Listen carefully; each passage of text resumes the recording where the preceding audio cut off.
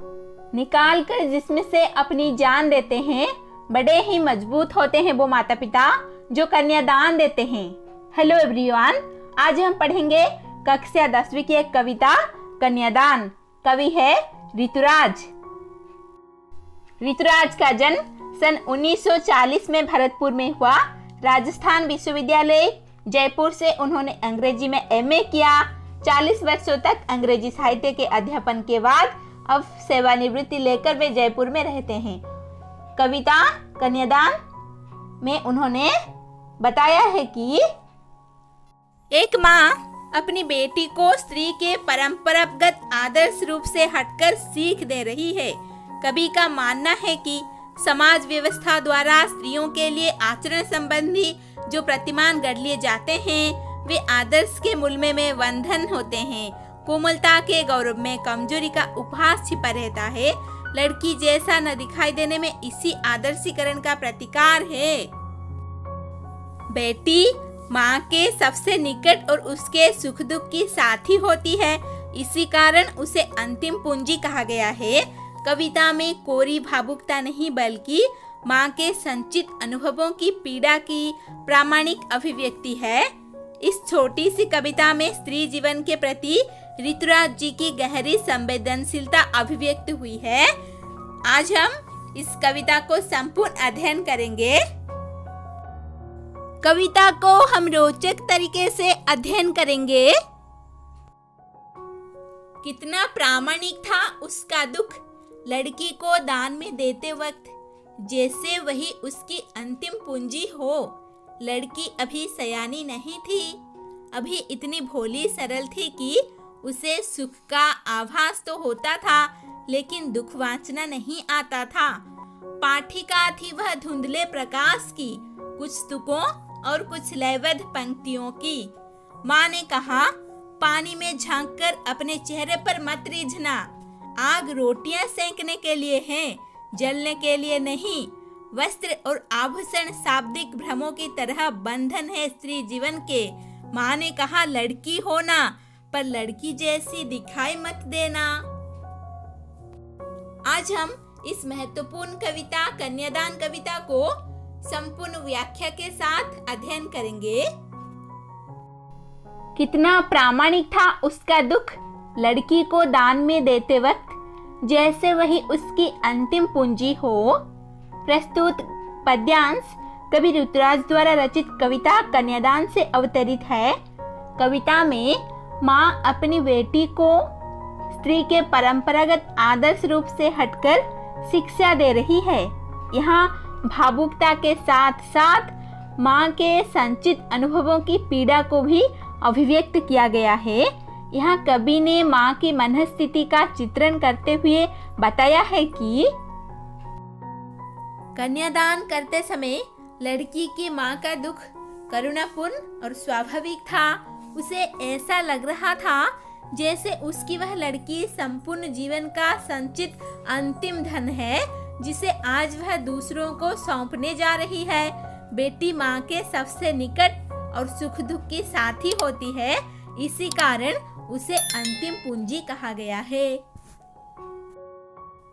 लड़की अभी सयानी नहीं थी, अभी इतनी भोली सरल थी कि उसे सुख का आभास तो होता था लेकिन दुख वांचना नहीं आता था।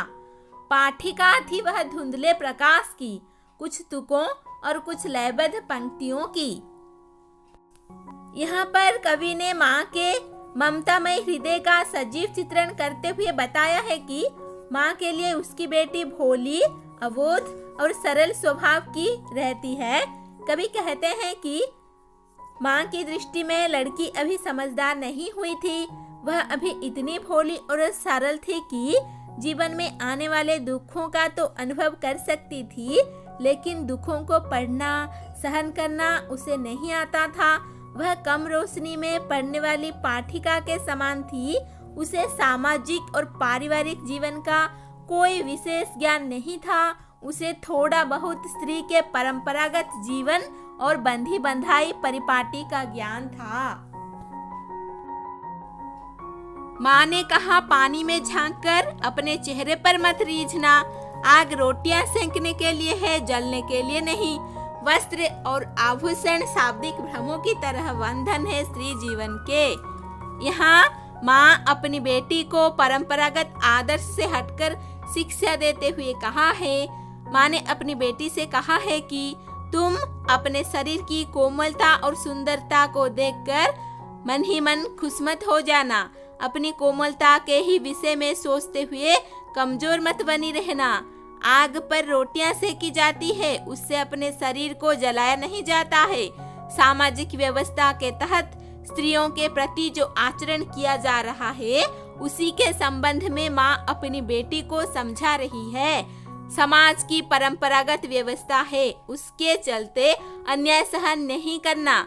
जिस प्रकार मनुष्य शब्दों के भ्रम के बंधन में बंधा रहता है, ठीक उसी प्रकार स्त्री का जीवन कपड़ों और गहनों के आधार पर संबंधों में बंधा रहता है। स्त्री समाज की परंपराओं के अनुसार संबंधों को निभाने के लिए विवश दिखाई देती है।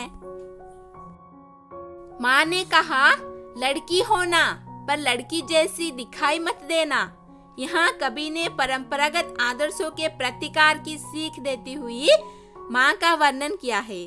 कवि का कहना है कि देखेंगे कवि क्या कहते हैं। माँ बेटी को समझाते हुए कहती है कि तुम लड़कियों जैसी कोमलता, सौम्यता, आदर्शों और संस्कारों का तो पालन अवश्य करना, किंतु लड़कियों जैसी दुर्बलता, कमजोरी और स्त्री के लिए निर्धारित परंपरागत आदर्शों को न अपनाने की शिक्षा देती है।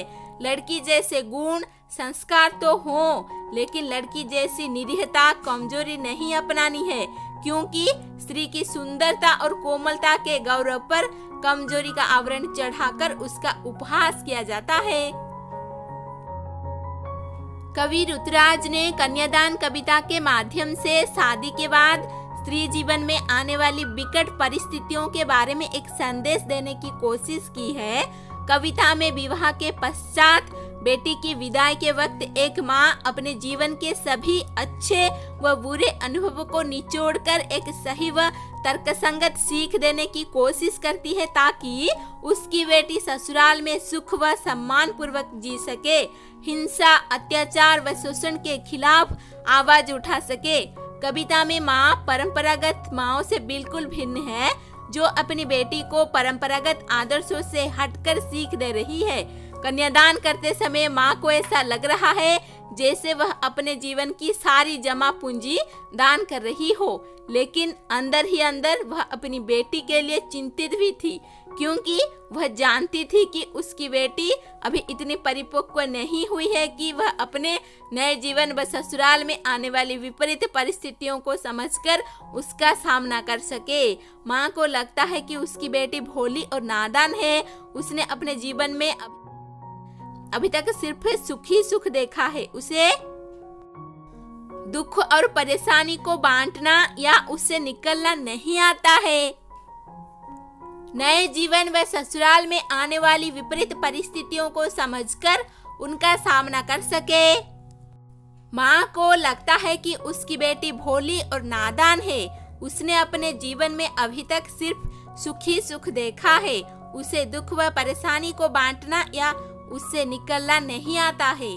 ससुराल में बेटी को किसी तरह की कोई परेशानी ना हो, इसीलिए माँ अपने जीवन के खट्टे मीठे अनुभवों से सीखी हुई अपनी प्रामाणिक सीख को अपनी बेटी को देने की कोशिश करती है। आज हमने कन्यादान कविता पढ़ा। धन्यवाद। ऐसे ही वीडियोस देखने के लिए चैनल को सब्सक्राइब कीजिए और नोटिफिकेशन पाने के लिए बेल आइकन को दबा दीजिए।